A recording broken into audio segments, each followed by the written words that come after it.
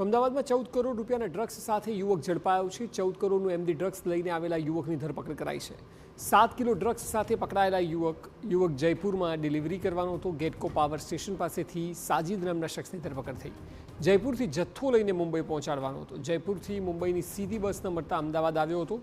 પકડાયેલો યુવાન કેરિયર હોવાનું બહાર આવ્યું। કેરિયર તરીકે ફેરા દીઠ 20,000 રૂપિયા મળતા હતા। મુંબઈમાં નાઇજીરિયન વ્યક્તિને ડ્રગ્સ આપવાનો પ્લાન હતો।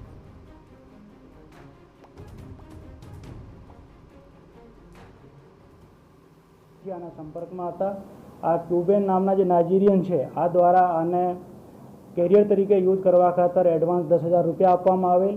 અને કીધું કે ભાઈ તમારે રાજસ્થાનમાં જે આની કેપિટલ છે જયપુર, આના બસ સ્ટેન્ડ પાસે તમને એક વ્યક્તિ મળશે, તમને એક પાર્સલ આપશે। તે પાર્સલ લઈને તમારે પરત મહારાષ્ટ્ર આવવાનું છે। આ ભાઈ ટ્રેવલ્સની બસ પકડીને મહારાષ્ટ્રથી જયપુર ગયા। ત્યાંથી પાર્સલ લઈને પાછા બોમ્બે પરત જવાના હતા। આ સમય દરમિયાન આને મુંબઈની સીધી બસ નહીં મળતા અમદાવાદની બસ પકડી અને અમદાવાદથી આગળ જવાના હતા। આ દરમિયાન નરોડા લોકલ પુલિસના જે ઇન્ચાર્જ પીઆઈ છે એસ એ કોટડિયા આને માહિતી મળેલ और હ્યુમનિટીના આધારે પોલીસ દ્વારા કાર્યવાહી કરી આ વ્યક્તિને પકડી ધોરણસર એનડીપીએસ એક્ટમાં જે કલમો છે આમાં ગુનો